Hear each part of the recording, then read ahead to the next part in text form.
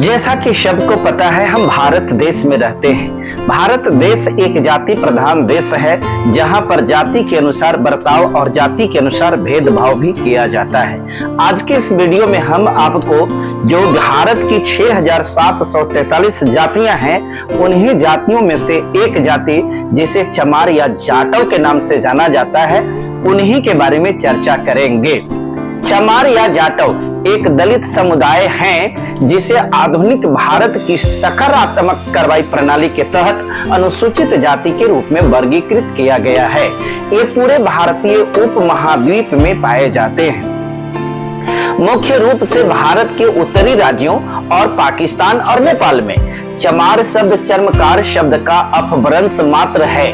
चर्मकार अर्थात चमड़े का काम करने वाला। चमार उत्तरी भारत में व्यापक जाति जिसका वंशानुगत व्यवसाय चमड़ा कमाना है। यह नाम संस्कृत शब्द चर्मकार अर्थात त्वचा कार्यकर्ता से लिया गया है। चमारों को 150 से अधिक उपजातियों में विभाजित किया गया है, जिनमें से सभी की विशेषता सुव्यवस्थित पंचायतें अर्थात गवर्निंग काउंसिल भी हैं। जैसे काष्ठकार का मतलब लकड़ी का काम करने वाला, चित्रकार का मतलब चित्र बनाने वाला, मूर्तिकार का मतलब मूर्ति बनाने वाला अर्थात कार प्रत्यय कर्ता के होने का द्योतक है। कालांतर में तत्सम शब्द चर्मकार से बदलकर चमार अर्थात तत्भव हो गया और बोलचाल की भाषा में आ गया।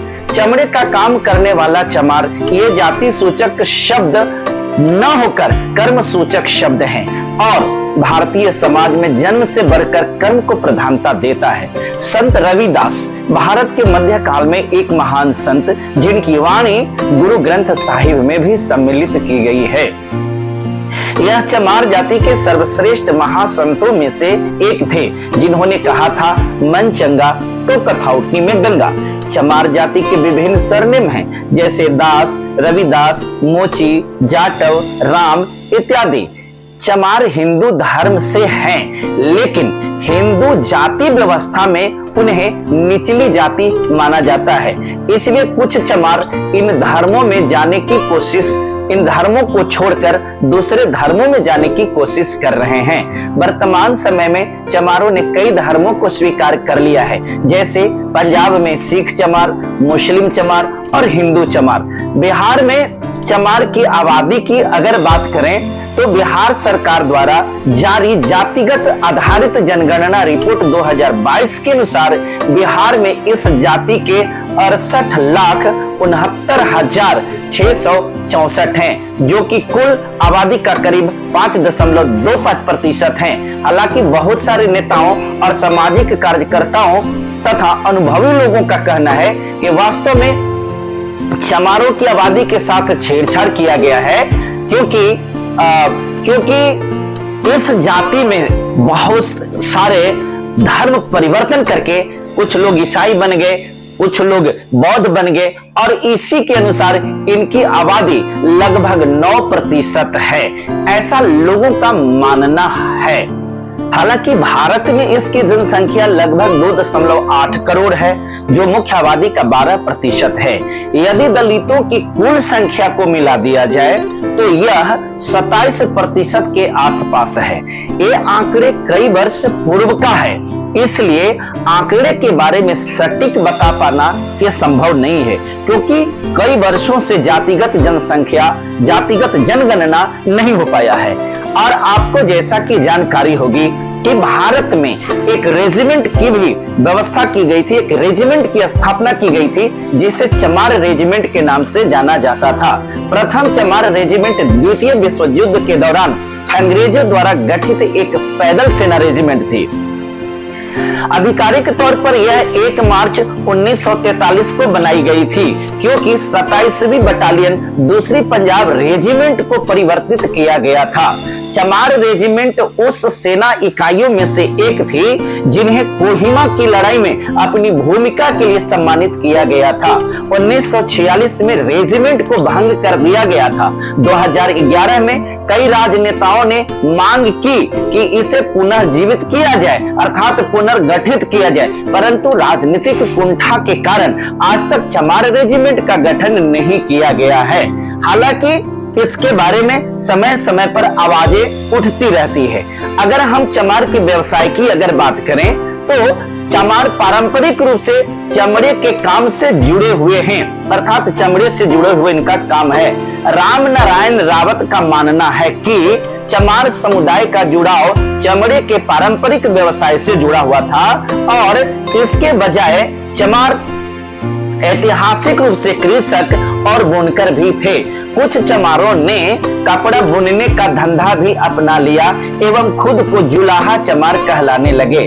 चमारों का मानना है कि कपड़ा बुनने का काम चमड़े के काम से काफी उच्च दर्जे का है। इतिहासकार अबुल फजल ने अपनी किताब आईने ए अकबरी 16वीं सदी का एक विस्तृत दस्तावेज जिसमें सम्राट अकबर के अधीन मुगल साम्राज्य के प्रशासन का विवरण दिया गया है, उसमें स्पष्ट रूप से उल्लेख किया गया है कि उत्पल वंश के शासक चमार जनजाति से थे।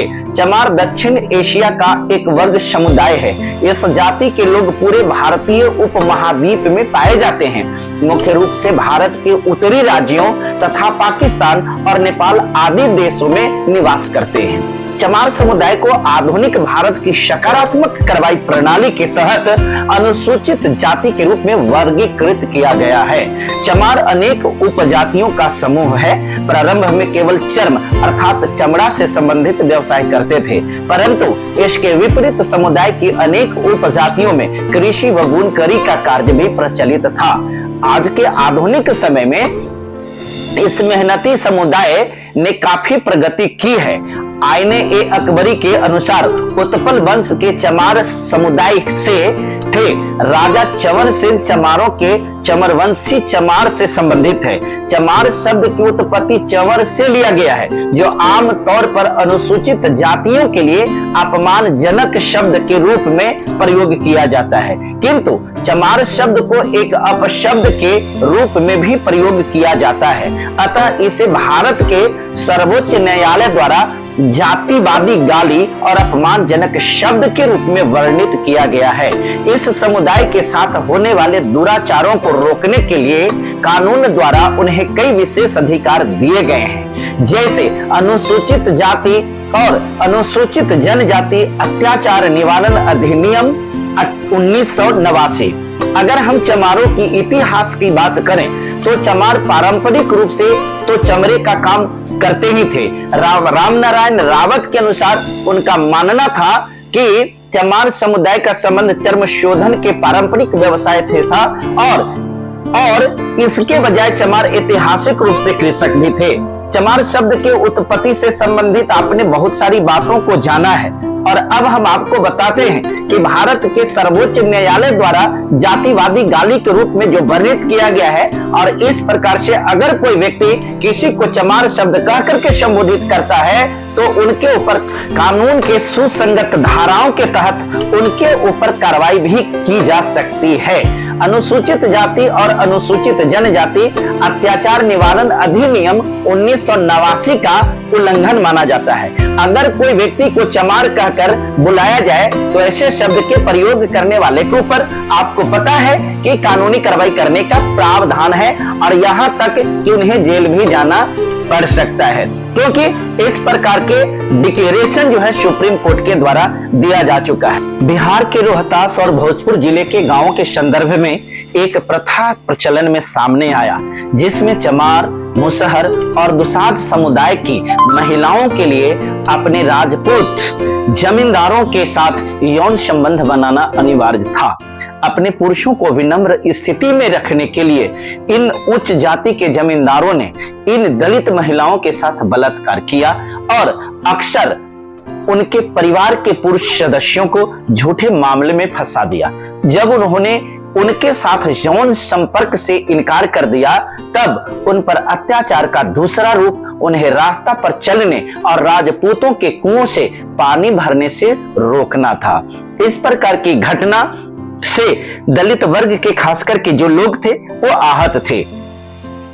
उच्च जाति के जमींदारों द्वारा छातियां काटना और अशोभनीय चिढ़ाना भी उत्पीड़न का सामान्य रूप था।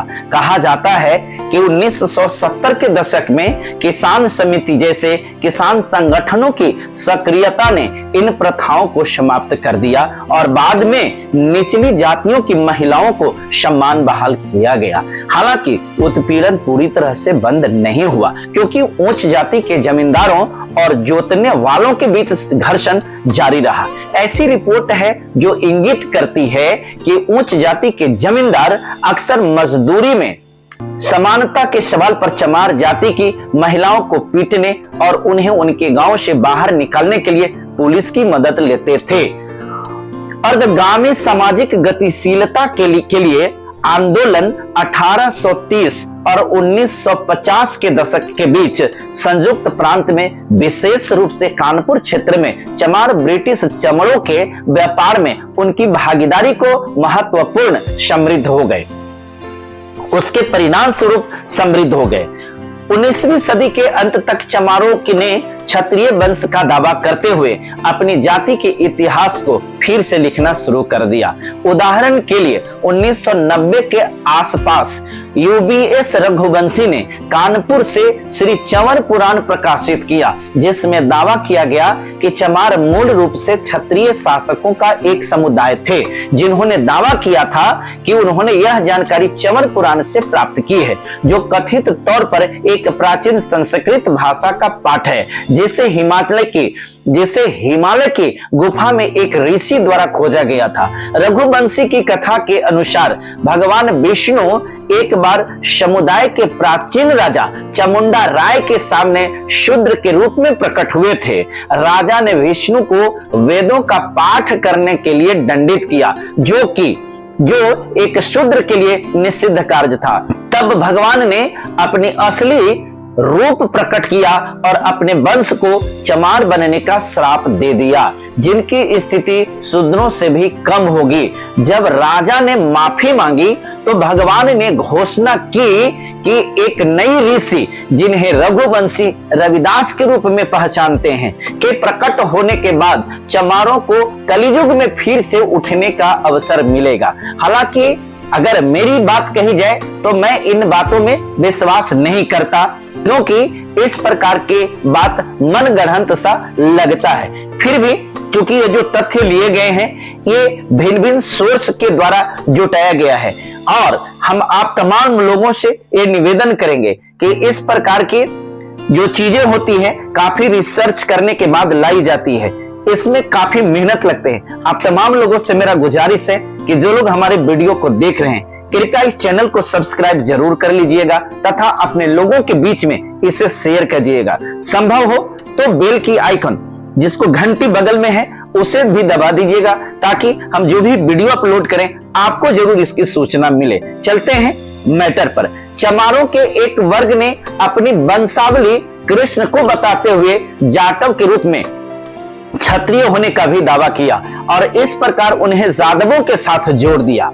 1917 में स्थापित जाटव पुरुषों के एक संगठन जाटव वीर महासभा ने 20वीं सदी के पूर्वार्ध में ऐसे दावे करते हुए कई पर्चे प्रकाशित किए। संघ ने निचले दर्जे के चमारों जैसे गुलिया के साथ भेदभाव किया, जिन्होंने क्षत्रिय होने का दावा नहीं किया। 20वीं सदी की शुरुआत में सबसे प्रभावशाली चमार नेता स्वामी अच्युतानंद थे, जिन्होंने ब्राह्मणवाद विरोधी आदि हिंदू आंदोलन की स्थापना की और निचली जातियों के भारत के मूल निवासियों के रूप में चित्रित किया, जिन्हें आर्य आक्रमणकारियों ने गुलाम बना लिया था। हम राजनीतिक उत्थान की बात करें तो चमार जाति का राजनीतिक उत्थान भी हुआ।